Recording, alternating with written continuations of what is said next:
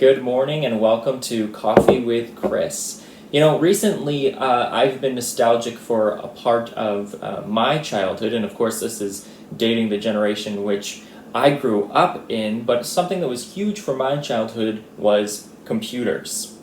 And you see, especially for me, my dad, really amazing thing that he did as I was growing up was people would give him computers to repair. He knew lots about computers. They'd give him computers to repair. He would take sort of what we called cannibalizing, some good parts from one computer, good parts from another computer, and make a nice half-decent machine that we could give away, or that he could give away to seniors that maybe wanted to be able to keep in touch with their grandkids, that sort of thing, write email, or for teenagers that needed them for homework and things like that for school. So it was a really great thing he did. But because of this, we always had computers around us growing up. We had computer parts everywhere that you can think of. In fact, we had an entire room just up with shelving, and up that shelving all the way up the wall there was computers, monitors, computer parts, anything you could think of relating to computers. So growing up as a kid, my dad taught me a lot of things about computers, how to put together the hardware, do things in software that were needed. So it was really cool. It was great education that I'm very grateful for. And from that, as a kid, if I wanted to install a new piece of software, maybe a game or just something I wanted to use on the computer, and it took a little bit more horsepower than the computer I was using had, I could just walk into the other room, pull a video card off somewhere, pull a sound card off somewhere, we could plug it in, and we can make it work. So with this, I've been just a little nostalgic the last few days and looking up, old games, educational games I used to play as a kid, like Freddy Fish. We had something called Living Books. It was kind of like an interactive digital book. We had Arthur, we had a Daniel in the Lion's Den one, we had the story of creation. But another thing was the operating systems. So I remember as a kid us going to the computer store or electronic store, whatever it was exactly. The memory's vague. And it was either Windows 95 or Windows 98. I'm going to guess it was Windows 98 because I would have been 3 years old when Windows 95 came out. So I'm doubtful that I would be remembering something when I was 3. But it was probably when Windows 98 came out. I remember going to the store, and we were going to get Windows 98, and I think that's also when we got a few of our educational software games, and I remember kind of the excitement about this new thing. I remember us getting our computer, this IBM computer.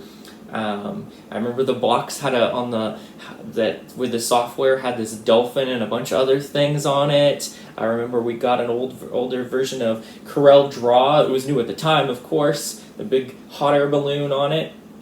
I remember all of these things pretty vividly, and the excitement around this new thing. Of course, we look back now, Windows 98 is, by any standards, antiquated in terms of technology anyways. And that's the thing about technology. Something that was made, Windows 98 would have come out when I was 6 years old.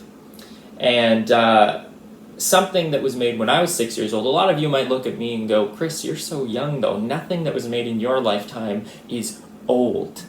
But the thing is, the world of technology moves so fast, as we're all become so aware of right now, as we're trying to use things like Zoom and FaceTime to stay connected with people. And it's just a learning curve for a lot of us, myself included, with a lot of this technology. Zoom was something that I'd never used before this whole thing started.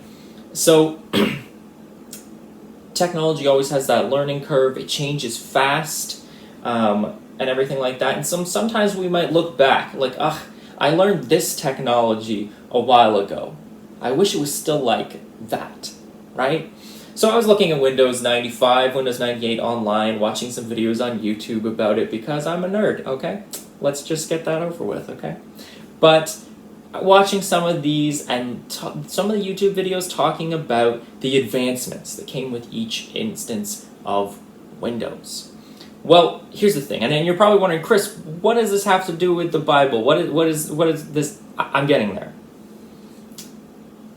So with each advancement, there came changes, but changes that we take for granted. See, the world is changing around us, and some of those things are good, some of those things are not good,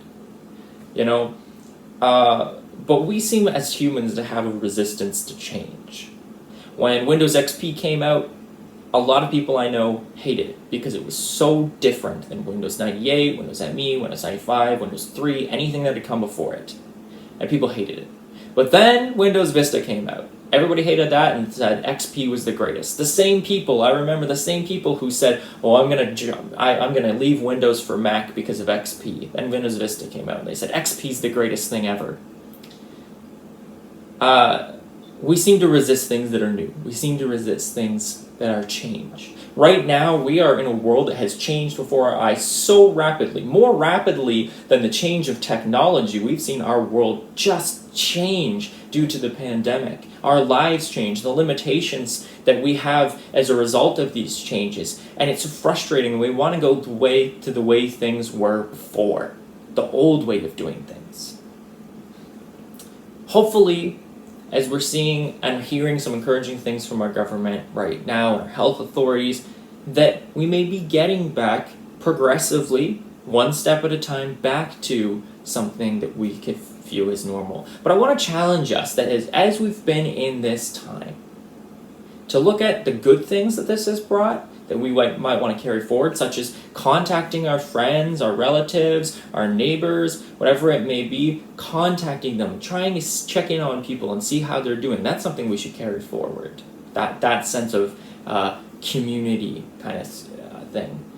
So we also want to ask ourselves what we're really missing. As I look back to Windows 95 and feel nostalgic for those days, I look back, I'll watch some of these videos and go, what is it I'm actually missing? Because I can do everything that I could have done in Windows 95 now. And better. So what is it we're actually missing? Is it being in our church building? I can relate to that feeling. But more than that, I think one thing that we should be missing is our ability to reach out to the community in a physical way and be a blessing. And I think we have to take stock and go, if I've not actually been connecting with my community, being God's hand and feet to the community, then I think we need a change.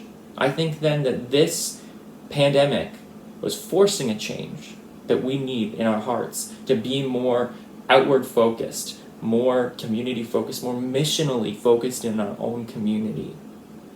And so, I say all that to say, change is not always bad.